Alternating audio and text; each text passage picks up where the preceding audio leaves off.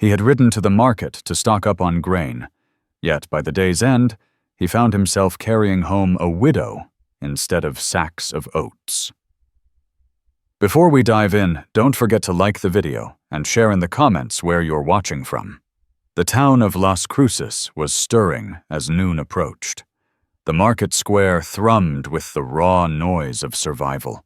Wagons clattered over uneven dirt wheels grinding against loose stones, and mules brayed in a tangled chorus, with merchants shouting prices for flour, salt, and beans. A low wind swept dust through narrow alleys, stinging the eyes of anyone caught in its path. The air smelled sharp with livestock penned at the town's edge, grain spilling from ripped sacks, and the sweat of men baking under the sun.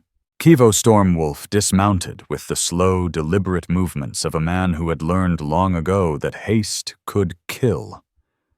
He tied his horse to a weathered post and patted its neck. His eyes roamed the wagons stacked high with oats and corn. His plan had been simple: buy enough grain to see his ranch through the biting cold and return home before nightfall. He had counted his coins 3 times that morning before leaving the cabin, each metallic clink, a reminder of how little separated him from hunger if winter hit hard. At 39, Kivo carried the weight of harsh years. His broad shoulders and strong frame spoke of a life spent driving cattle and tending land. But his face told another story, lines carved deep stubble, streaked with gray eyes that often looked past people rather than at them. He had lived alone since fever had claimed Lonnie Riverwind and their infant son, Tico Swift Arrow, 3 winters ago. Their graves rested behind his cabin's small crosses leaning into the wind. The silence of that place had become his companion. He reminded himself he was here for oats and corn, nothing else. But a sound from near the center of the square drew his attention before he could finish his errand. It was different from the usual bickering over weights and prices. Sharp laughter rang out, voices rising with a cruel delight that made his stomach tighten. He turned, frowning, pushing through the crowd until he could see. A small platform had been hastily erected, the boards rough and uneven. Upon it stood a young woman, her wrists bound by coarse rope, her bronze skin gleaming in the sun. Long black hair tumbled over her shoulders, her deerskin dress worn and torn. The neckline sagged where seams had ripped, revealing more than she would have wished. The frayed fabric clung in ways that drew crude whistles and shouts from the men below. Varric Stonevine, the auctioneer, called her name loudly, a widow, an Apache woman, captured in the aftermath of a skirmish, stripped of dignity, now sold like livestock. Men laughed at her silence, speculating whether she'd be fit for kitchen work or a bed. Kivo's jaw tightened. He told himself to turn away to focus on the grain. But his feet stayed rooted. There was something in the way she held herself. Despite ropes and jeers, she stood straight and unyielding. Her chin-lifted eyes dark and unwavering. Fear lingered, yes, but defiance ran deeper. It was the kind of look that pressed against his chest, recalling the helplessness of watching his own family slip away. The auctioneer called another bid. Hands rose. Kivo's hand moved slowly to the pouch at his belt. Leather warm against his palm coins, meant for grain winter survival, the fragile line he'd walked for years. Spend it and risk hunger. Leave it and live with the sight of those men dragging her away. His own voice rose before he realized it. $20, he said. Heads turned. Some laughed, others muttered. A rancher squandering money on a woman with cold creeping down from the mountains. Another voice shouted higher, but Kivo's tone was flat, unshaken. The auction lasted only a few more calls before the hammer fell. Kivo stepped forward, handed over the coins. Varric shoved the rope into his hands with a smirk. Kivo drew his knife, sliced once. The rope fell. A yoke rubbed her wrists, and her eyes met his. She didn't speak. Panic was absent, replaced by watchful steadiness. Kivo tipped his hat half instinct, then guided her toward the wagon. The creak of wood and wheels accompanied their departure from the market, the crowd's noise fading as the planes opened beneath the dimming sky. Naya Sunfeather sat rigid beside him, arms crossed to hold her torn dress in place. Kivo's eyes remained fixed on the horizon, the weight of his choice pressing down. He had left town empty-handed, no grain, no food, only her. Thoughts circled the graves behind his cabin, empty shelves and long winter nights. He called himself a fool, yet when he glanced at her, noting the rope burns and the straight back she held, despite it all, no regret surfaced. By the time the cabin came into view, the sun had dipped low and the wind cut sharper across the land. The cabin looked lonelier than usual. Fences sagged, boards patched where storms had ripped them loose, the chimney dark without a trace of smoke. Kivo Stormwolf tied his horse and helped Naya Sunfeather down, though she jerked her arm back as soon as her boots touched the dirt. The door creaked as he pushed it open. Inside, the air was cold and still. Kivo set wood in the stove and struck a flame.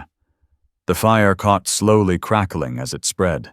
Shadows lifted just enough to reveal a bare table, a single chair, and a bed pushed into the corner.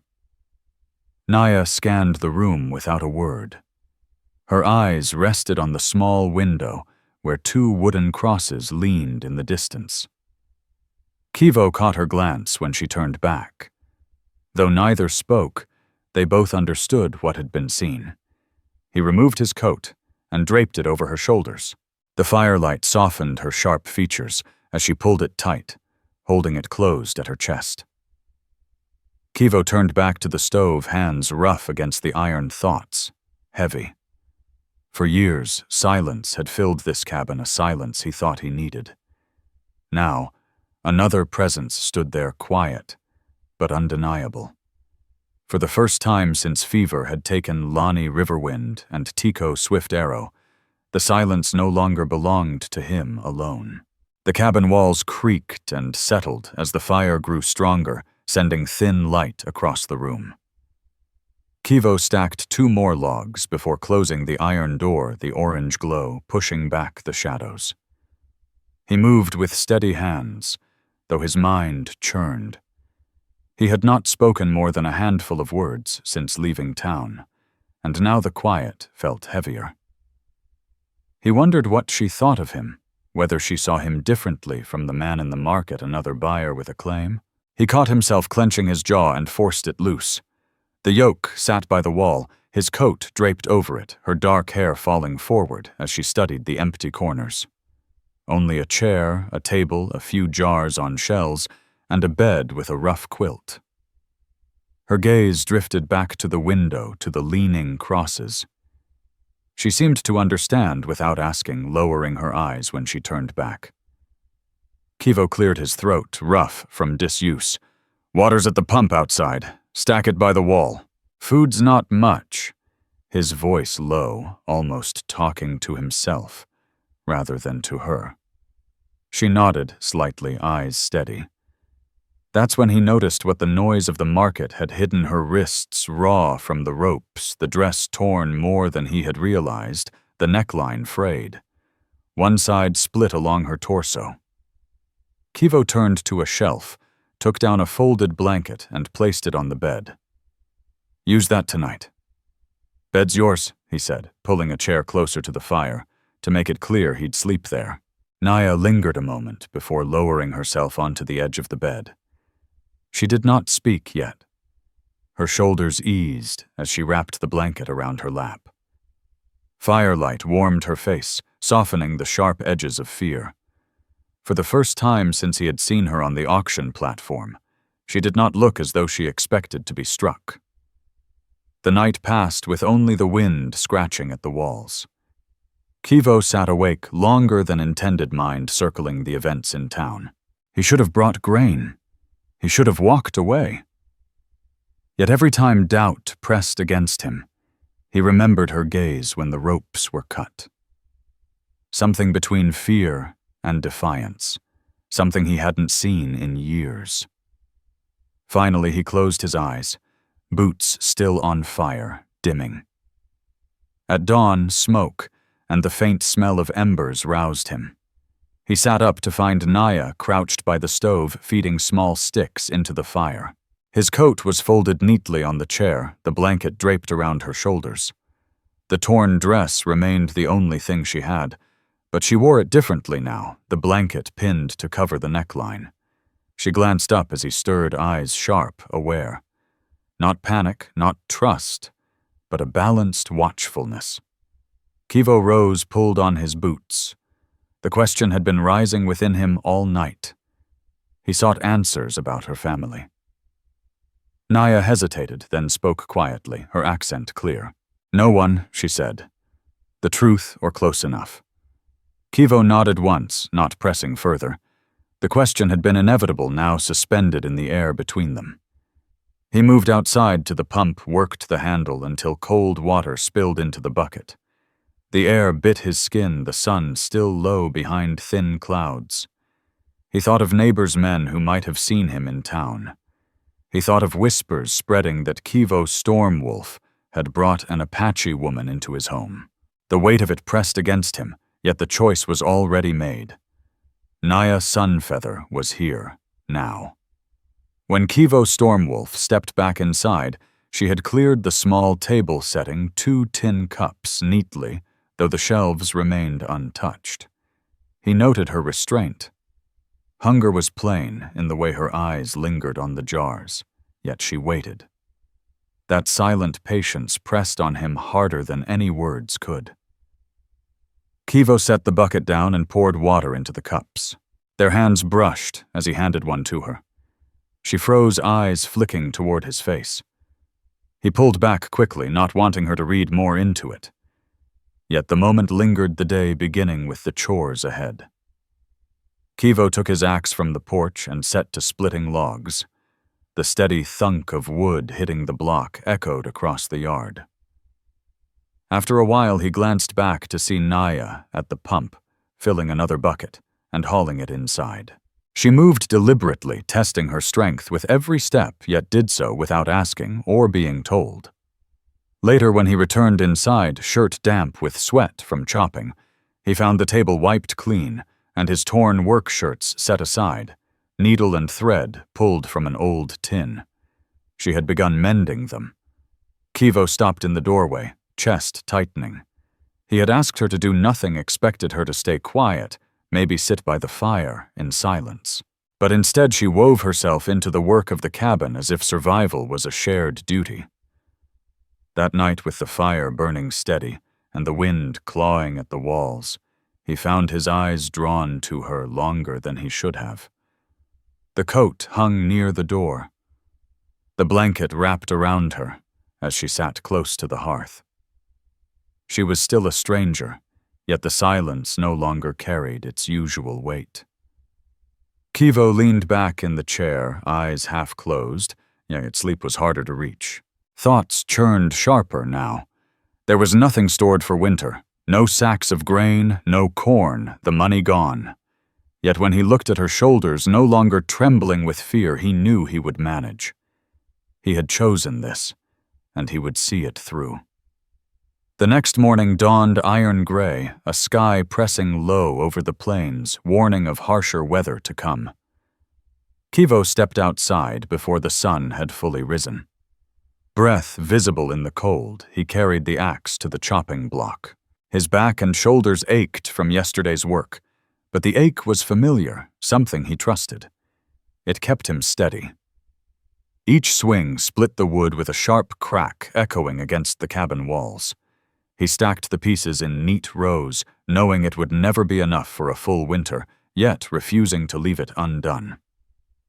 Inside, Naya Sunfeather had already stoked the stove again. Smoke curled from the chimney as he worked the air inside, holding warmth. She had found a pan and managed to cook the little cornmeal left in the tin. Its faint, steady smell filled the room. She hadn't asked where anything was, had chosen, and done what she could. That quiet initiative unsettled him, not unwelcome, but reminding him of a home he thought he'd lost forever. She placed the pan on the table as he entered, hair loose over her shoulders, blanket wrapped again to cover the worst of the torn dress. Her eyes stayed low, hands trembling slightly as she held the spoon. She wasn't only cooking for him, she was testing the boundary between being an unwanted burden and becoming part of survival itself. Kivo sat, accepted the bowl, and ate without comment. When finished, he cleared his throat. "It's good." Simple words, yet her shoulders eased, and that was enough. As the day stretched, he watched her more closely. Questions that had gone unspoken since he freed her in the market pressed harder now. Why had she been left alive when others of her people had been killed? Why hadn't anyone come searching? Why had she not tried to leave under the cover of night? Anyone hearing the story would ask the same. Late that afternoon, while he worked on mending the latch on the door, and she sat by the stove, threading his shirt, he asked, "Why were you in town?" Her needle paused, eyes fixed on the cloth in her lap. After a long moment, she spoke words careful, heavy. "Raid took my husband last spring. Soldiers burned our camp. They took some of us. The rest scattered." She shifted fingers, tightening on the fabric. "I was sold from one hand to another," Naya said, and Kivo listened, taking in her words without pressing further. The details she had shared were enough. No family waiting, no camp to return to. She was alone, just like him. Whatever choices she had left had been stripped to the barest essentials. His decision in the market no longer felt impulsive. It felt like the only thing left to do. Later, as dusk fell, he stepped outside to check the fences and the small water pan where he once kept cattle. The posts' leaned rails were broken, and the pan had been empty for over a year. He ran a rough hand over the splintering wood, thinking of the coins he had spent. He couldn't summon rain to fall now. Winter would have to be met with whatever scraps he could gather. Yet as Kivo Stormwolf turned back toward the cabin, smoke curling from the chimney steadied him in a way that surprised him. The place did not seem so empty now. That night, the fire burned strong logs stacked high. Naya Sunfeather sat near the hearth, knees drawn close, blanket still wrapped around her shoulders. Kivo lowered himself into the chair, the wind scraping against the walls outside. Their eyes met for a brief moment, neither looking away. No words passed between them. No smiles. Yet the silence shifted, and he realized something an outsider might have wondered: why she hadn't fought him, why she had not lashed out when he cut her free, why she had even come along. She had been offered nothing but cruelty in the market. Yet his act, simple quiet, had been enough. Not trust, not yet, but proof that she could step forward instead of back. When Kivo rose to place another log on the fire, his hand brushed hers where she held the blanket closed. The touch was brief, unplanned, but the air seemed thicker between them. She did not pull away. He did not linger. Both settled back as the fire snapped in the silence. Flames lit the room, and Kivo's mind turned to the winter ahead. Empty shelves, no grain work that would break his back before spring. He thought of the graves outside, the promises he had failed to keep. And yet he also thought of Naya at the stove that morning. Her hands steady despite the tremble, the way she had mended his shirt without asking, the way she looked at the cabin as if it could become more than a shelter. For the first time in years, Kivo felt the silence did not belong only to loss. It held the start of something else, fragile, yet real. And as night closed in, he knew that when morning came, neither of them would face the day entirely alone. The morning broke with a hard wind rattling the shutters, carrying a cold bite sharper than the day before. Kivo rose from the chair, back stiff from the night's weight muscles aching. He rubbed his hands over his face, shook off sleep, and looked toward the bed. Naya was already up, folding the blanket she had used. She moved quietly, almost soundlessly, but without the fearful hesitation of her first night. He noticed the difference and held it in mind as he pulled on his boots. Stepping outside, he drew a breath of the dry, biting air.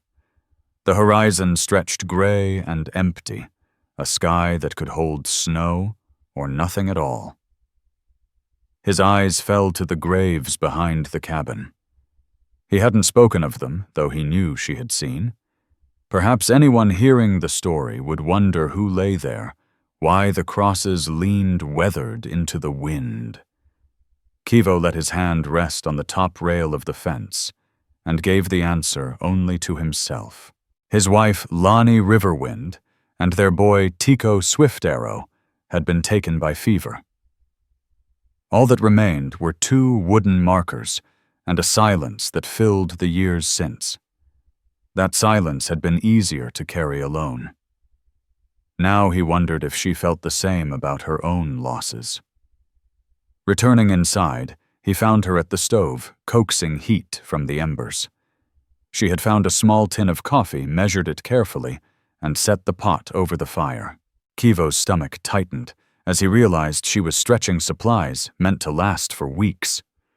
But then he saw her face in the glow, focused, steady, not wasteful, but careful, and he let the thought pass.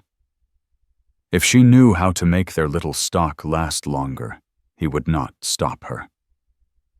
He sat at the table, eyes drawn to her wrists as she worked. Rope burns still marked her skin raw in places. Perhaps anyone watching would have wondered why he hadn't treated them. The truth pressed on him, he hadn't thought of it. Too focused on the grain he hadn't brought, too wrapped in his own anger at the market. Seeing the marks, he spoke, voice low and matter of fact. The salve was in the box under the shelf. 4 cuts and burns. Naya glanced at him, then at her wrists, giving the smallest nod. Later, she would find herself. The day drew them into work. Kivo lifted the axe again, back bending to the rhythm of splitting logs. Before long, he saw her outside, kneeling by the fence with hammer and nails she must have found in the shed. She pressed loose boards back into place. He stood for a moment, watching. She asked no permission, waited for no instruction. She saw something broken and set herself to fixing it. He joined her, hammering the upper rails while she held them steady. Their eyes met briefly as the nails went in. No words passed, yet the work spoke clearly. She wasn't waiting to be told she belonged. She was proving it herself. By midday, they ate together.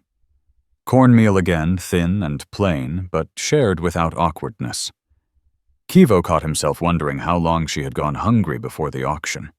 How many days she had been passed from one hand to another. He wanted to ask, but he held his tongue. Some questions could reopen wounds he could not heal, and she had already given him more truth than he deserved. That evening, after the sun sank and the wind grew sharper, they settled by the fire once more. Kivo Stormwolf worked oil into the worn leather of his boots, while Naya Sunfeather finished mending his shirt, the thread sliding cleanly through the fabric. When she was done, she rose and crossed the room. His chest tightened as she held the shirt out to him. Their hands lingered for a moment longer than before, and though neither pulled away quickly, both felt the weight of the moment. Her dark eyes lifted to meet his steady, almost questioning. He cleared his throat, voice rough. "Thank you." 2 simple words, yet they carried more than he had spoken in months. She nodded a faint shift of her mouth that was not quite a smile, but enough to change the air between them. The fire snapped, sending warmth to push back the chill of the night. Kivo leaned back in the chair, eyes drifting to the coat hanging near the door, the same coat he had draped over her shoulders that first night.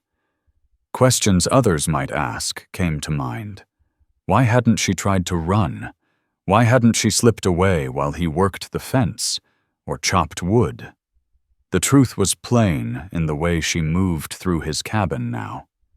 She hadn't stayed because she was bound. She stayed because she had chosen, at least for now, not to leave. As the night deepened, he noticed her shiver. Without thinking, he rose, pulled a quilt from the bed, and set it across her shoulders by the fire. She looked up, surprised, dark eyes holding his longer than before. "You keep warm," he said simply. The words hung there, not as a command, but as care. Later, when the fire dimmed low and the wind was the only sound scratching against the walls, Kivo sat awake again in the chair, watching her sleep near the hearth, the blanket drawn close. He thought of the graves outside the empty shelves pressed down by winter, but he also thought of the hammer in her hand by the fence, her careful hands stirring cornmeal, the thread moving steadily through a shirt. His life had been nothing but loss for years. Yet now in this small cabin he saw the shape of something else. He exhaled long shoulders, easing for the first time in years. Whatever had brought her to him, whatever coin he had spent, no longer mattered. The question now was simpler. Could 2 broken lives endure the winter side by side? He didn't know the answer, but for the first time in years, he was willing to find out. The following days fell into a rhythm the steady pattern survival demanded. Kivo rose at first light, pulled on his boots and went to work with the axe, or checked the defenses while Naya kept the stove alive, patched clothing, and carried water from the pump. What had begun as cautious gestures, her mending his shirt, cooking small meals without asking, slowly gained the weight of routine. Kivo noticed the change in himself before admitting it. Once he had expected only silence upon returning, now the cabin carried the soft scrape of a pot against the stove, the creak of floorboards as she moved the gentle pull of thread through fabric. The stillness that had haunted him for 3 years was no longer absolute. Questions hung between them, the kind that would strike any listener. Why did she not slip away during long hours he spent outside? Why risk staying with a man she barely knew? The answers revealed themselves in small ways. He saw her hands at the window, some mornings, gaze lingering on the horizon, the barren land offering nowhere safe to go. He saw how she touched fresh repairs, and the fence testing the shape of belonging, working without instruction. Leaving had meant returning to nothing. Here at least she had fire and food, however little. One evening, as the wind screamed harder against the walls, Kivo decided it was time to speak what had been kept quiet. He had thought of it often, and knew it would weigh on her if left unsaid. After finishing a thin meal of beans and bread, he leaned back in the chair, voice low. "I buried my wife and boy behind the cabin. Fever took them 3 winters ago." He let the words hang heavy, unsoftened. He hadn't spoken their names in months. Lonnie Riverwind, Tico Swift Arrow. Naya's eyes met his. She did not lower her gaze or speak quickly. She simply nodded as if she understood the kind of loss that needed no long explanation. After a pause, she said quietly, "My husband was taken in a raid." He did not respond immediately. Her tone was flat, not because it meant little, but because saying more would have broken the steadiness she had left. Their grief stood between them like 2 stones set side by side, not touching, but not alone. For Kivo, it was the first time someone had acknowledged his pain in a way that matched its shape. That night, as the fire burned lower and shadows leaned longer, she sat closer than before, quilt drawn over her shoulders. He shifted in his chair, restless, then finally moved to sit across from her on the floor by the hearth. The heat from the flames brushed their faces, and the silence stretched long. When her hand moved to adjust the blanket, his fingers brushed hers again. This time, neither looked away. It was then that the first real moment passed between them. He leaned slightly closer, testing if she would pull back. She didn't. Her breath caught softly, yet her eyes remained fixed on his. Kivo Stormwolf's hand rose rough and scarred, pausing just before brushing her cheek. When she did not flinch, he let it rest there. The warmth of her skin under his calloused palm sent a sharp ache through him, an ache of something returning he had thought lost forever. He leaned forward, kissing her slowly, hesitantly, as though seeking permission even in the act. Her lips pressed back, not forceful, not timid, but with quiet certainty. The kiss was brief, yet when they parted, the fire cracked louder, and the cabin felt altered. Neither spoke yet. Both knew they had crossed into something new. Later, as she lay under the quilt near the hearth, and he settled into the chair, sleep came slowly. Kivo stared at the rafters, thinking of the winter ahead. They had little grain, almost no reserves. For the first time in years, he no longer considered only himself. His choices mattered for her now, too. He knew anyone listening might wonder what would become of them with so little to live on. His mind settled on the same answer he had carried through every hardship: work. Harder endure, refuse to give in. He glanced at her once more before closing his eyes. She watched him in the dim firelight, not with fear, but with something steadier, a look that told him she had chosen in her own way to stay. The first snow came earlier than Kivo had expected. It began as a thin flurry drifting across the plains in the late afternoon. By nightfall, flakes thickened, hammered against the cabin walls by the wind. By morning, the ground lay covered in pale sheets, crunching under his boots. The air bit sharper than any wind before. He pulled his coat tighter around his shoulders, knowing what it meant. The hard months had arrived. Inside, Naya Sunfeather had kept the fire alive through the night. The cabin smelled of smoke and wood, faint traces of beans boiled thin the evening before. She sat near the hearth, knees drawn close, quilt wrapped around her shoulders. She looked up when he entered, calm but watchful. Kivo met her eyes briefly, then spoke of bringing more wood inside. He did not need to say what both of them already knew: their food was scarce, their supplies barely enough for a few weeks. The coins he had spent in town had bought her freedom, not grain. That truth pressed harder now that the snow had come. As he stacked wood by the stove, he thought of the questions that would be asked. How would they eat with jars nearly empty? Why risk everything for her? Kivo knew the answer, but had not said it aloud. He could not walk away, not after seeing the ropes on her wrists, the defiance in her eyes. And now that she was here, he would not let her go hungry if he could help it. That day he slung his rifle over his shoulder, telling her he would hunt. The plains offered little but rabbits, and the occasional deer lurked near the brush by the river. She rose as if to join him. Kivo paused, weighing the risk. Listeners would wonder why he hadn't asked sooner about her skills, what she could do beyond mending and tending the stove.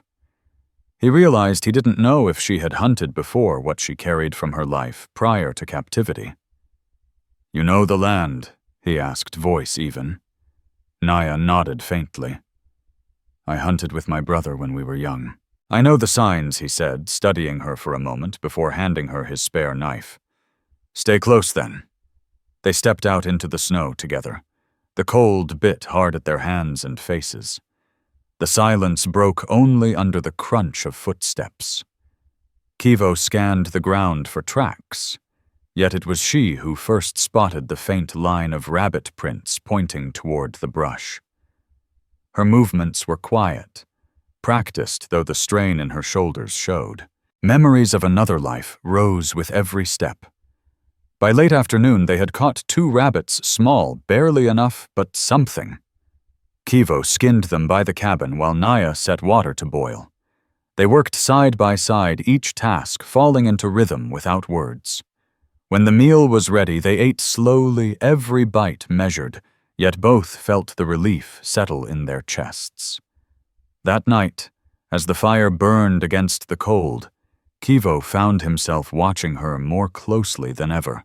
She sat across from him, hair loose, face warmed by the flames. The quilt had slipped from her shoulders. She pulled it back slowly, eyes catching his for a brief moment, before lowering again. The memory of their kiss lingered sharply in his chest. He reached for the shirt she had mended stitches neat and strong. "You did good work," he said, holding it up. She looked at him surprised, then gave a small nod. Her eyes softened just enough to make the tension between them grow stronger. Questions still lingered. Why had she not spoken more of her family? Did she carry children somewhere hidden or lost? Did she regret staying? Kivo saw the weight on her face, and chose not to force answers. Instead, he offered what he could. "I'll keep this place standing." Would she need water food? He no longer wondered. Naya Sunfeather's gaze lifted to his again, and for the first time, there was no distance in it. Only the faintest trace of trust, fragile but real. When the fire dimmed and they settled for sleep, the cold drove them closer. She lay near the hearth under the quilt. The wind rattled the walls harshly, prompting Kivo Stormwolf to rise and lay another quilt on the floor beside her. She shifted, looking at him. Her expression remained unreadable.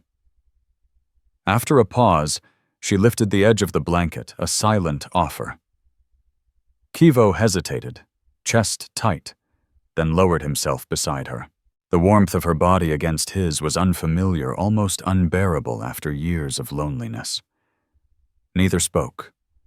Their breaths slowed, shoulders brushed lightly.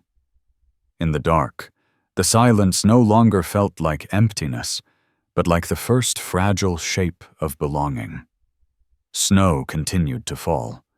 By the second week, it lay in deep banks around the cabin, piled high against the fences Kivo had repaired, creeping up to the porch. The cold was relentless, seeping into the bones, testing every crack in the cabin walls. Each day, Kivo split more wood breath, forming clouds, as he carried logs inside. Meanwhile, Naya kept the stove alive, stretched their meager food, and found new ways to make it last. Inside, the air thickened with the scent of burning wood and boiling rabbit. She had turned scraps into stew, sparingly, adding dried beans, rationing each meal with a care Kivo could not help but notice. He realized what anyone might have wondered from the start. What skills did she bring beyond silence and survival? The answer lay in her steady hands, in the way she made the small things enough. Kivo had known hunger before, but she stretched what little they had in ways he had never imagined. He watched her work, moving around the stove, face focused and deliberate, each motion careful, shaped by years of hardship. His chest tightened as he thought of her at the market, the jeers of men, the ropes cutting into her wrists. He gripped the edge of the table jaw tight. He had bought her freedom, yet the weight of her past did not lift easily. One evening, after a long day of chopping wood and checking snares, Kivo sat by the fire, hands blistered, shoulders aching. Naya approached with a strip of cloth and the small jar of salve he had pointed out days before. Without asking, she took his hand. Her touch was light but firm, working the ointment into the raw skin. Kivo stiffened at first, unused to being tended, but then let the tension fade. He studied her face as she worked calm, steady, dark hair falling across her cheek. When she finished, her eyes held his longer than before. No fear lingered. Silence pressed heavily between them.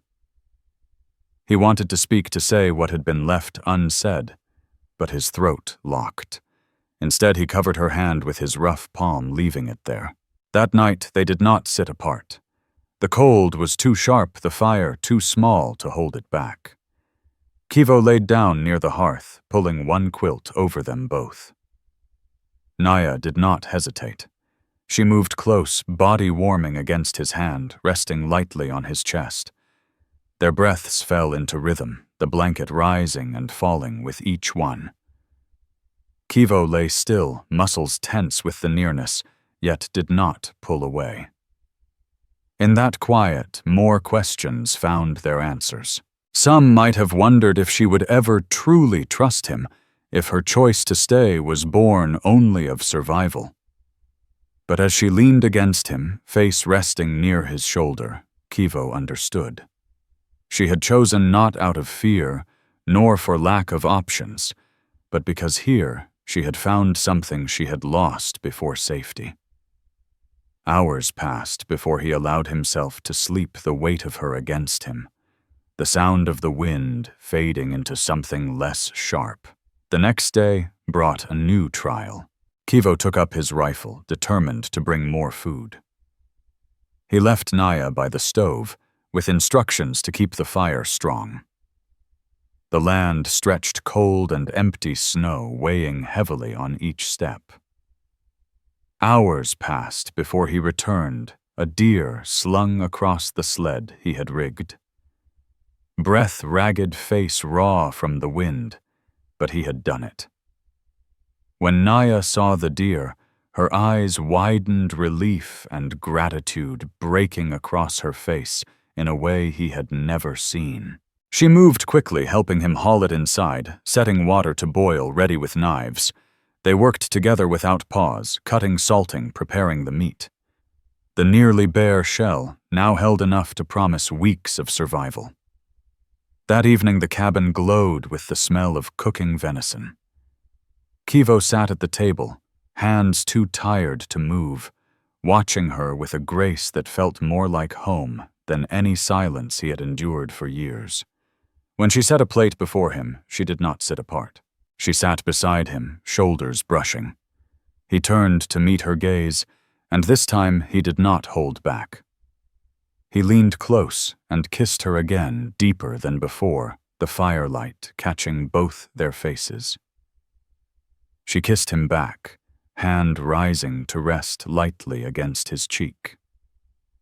When they pulled apart, Kivo Stormwolf let the words come low, but certain.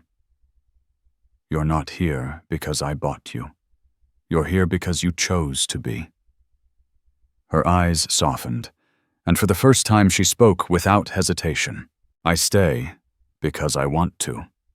The fire burned steady snow, pressing hard against the cabin walls, yet inside the air had shifted. What had begun in silence now held something stronger. Neither was alone anymore. The storm trapped them inside for 3 more days. Snow piled high against the wall's windows, rimmed with frost. Kivo and Naya Sunfeather worked by the firelight, tending meat, patching clothing, stacking wood, so the cold could never creep too far inside. The rhythm of their days had changed no longer. A silence between strangers, but something steadier, something carrying the weight of choice. Still, Kivo knew the world beyond the cabin had not forgotten them. His mind drifted to the market in Las Cruces. The faces of men who had seen him lay coin for her. Men who spat in the dirt when the hammer fell angry she had not been theirs. He had not spoken of it, but the thought lingered like a shadow. He knew listeners would wonder why no one had come knocking yet, whether trouble would find them. On the 4th morning, he had his answer. Shoveling snow, he heard the distant rhythm of hooves, muffled yet clear against the still air. He straightened grip, tightening on the handle. 2 riders appeared along the ridge, moving slow, their horses steaming in the cold. They were men from town. Kivo recognized them by their coats, the way they sat their saddles. Traders, but not ones he trusted. Naya stepped onto the porch, pulling the quilt tighter around her shoulders, eyes on him, waiting. Kivo set the shovel aside, brushing snow from his gloves. "Stay inside," he said, voice low. She hesitated, then obeyed, slipping back into the cabin, though not without giving him one last, steady look. The men halted their horses just short of the yard. One spat into the snow scarf, half hiding his face. "Heard you brought yourself company, Stormwolf," he called, tone sharp, mocking. "Apache girl. Pretty one." "That's true," Kivo said, standing straight, face unreadable. "She's here." The second man leaned on his saddle horn, smirking. "Fella don't buy grain in winter unless he's buying something else. Word is you spent good coin on her." His eyes narrowed. "Some of us think you owe the town. Ain't right keeping her out here while others." Kivo cut him off, voice like iron. "She's not for sale. Not for trade. Not yours." The men shifted uneasily, one pressing harder. "Men don't forget Stormwolf. That coin could have bought food stock, things the town needed. You keep her. You make enemies." Kivo stepped closer, boots sinking in the snow. "Then let them come to me. I'll say it plain she stays." His hand rested at his side, not on a gun, but close enough the message carried. The men studied him, weighing the strength in his eyes, the steadiness of his stance. One cursed under his breath, tugged his reins. "Your choice, Stormwolf, but choices carry weight." They turned and rode off horses, cutting tracks back toward town. When Kivo stepped inside, Naya was waiting by the stove. She had heard enough, the words, the tone. Calm, but hands twisting the edge of the quilt. "Men in town don't like what I did. They think you're theirs," he said evenly. "And you?" she asked, lifting her chin, eyes steady. "You're not theirs.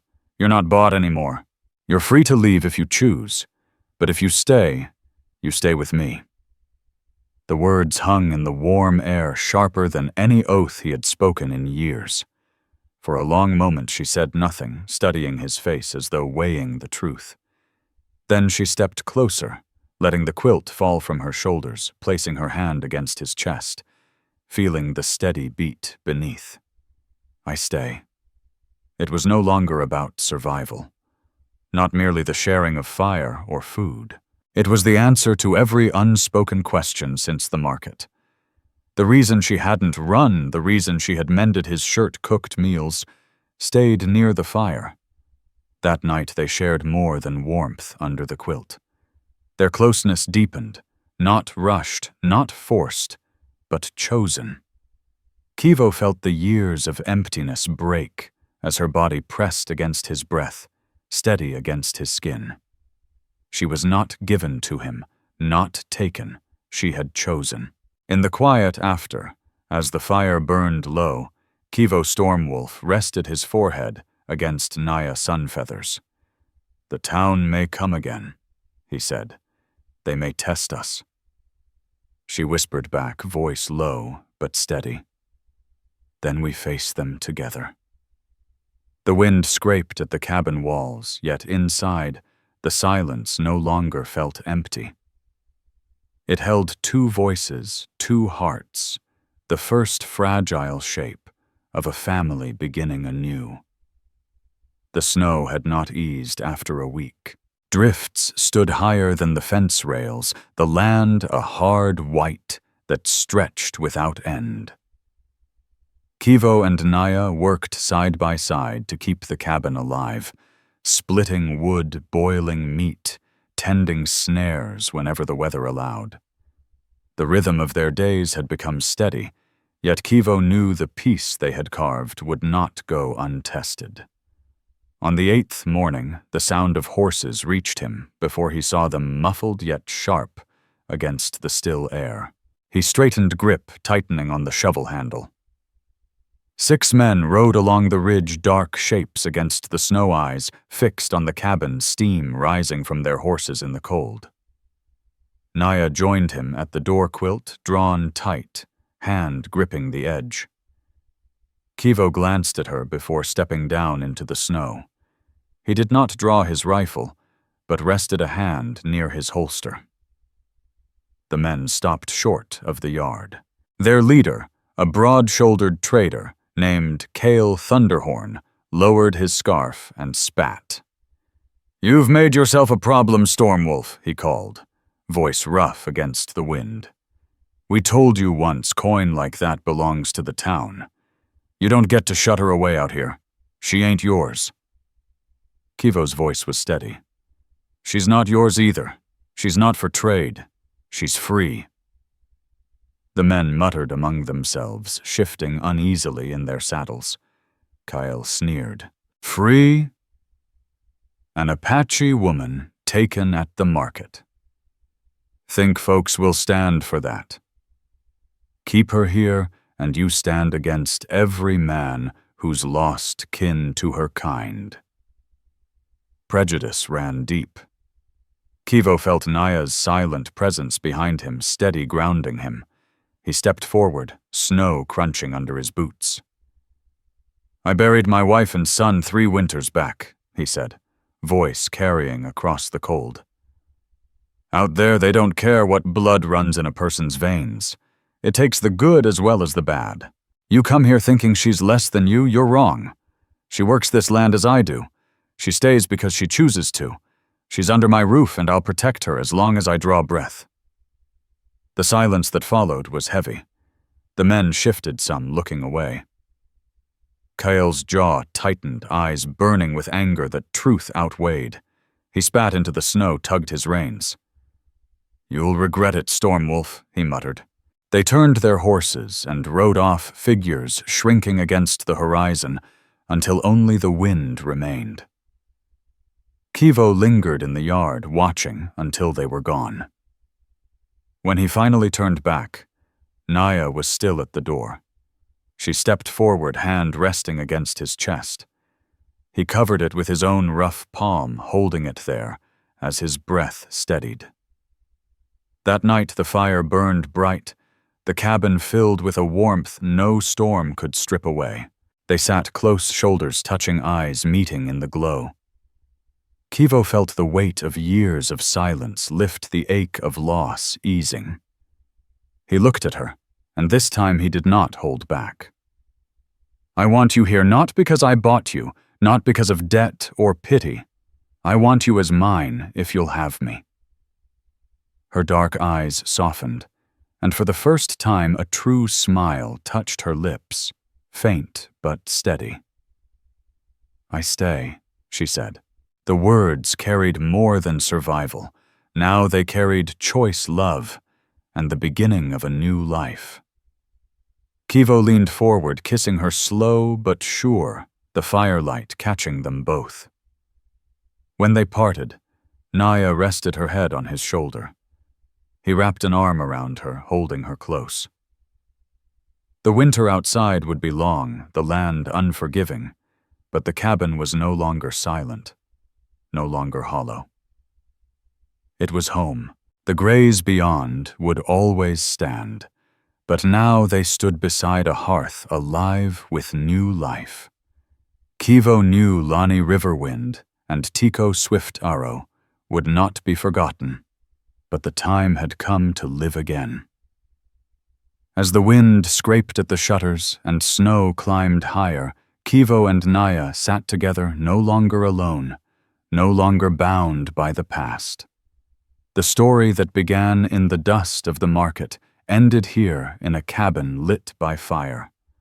2 hands holding a quiet certainty that love had taken root. When morning came, the world outside remained white and cold, but inside the cabin was theirs, alive, steady and unbroken.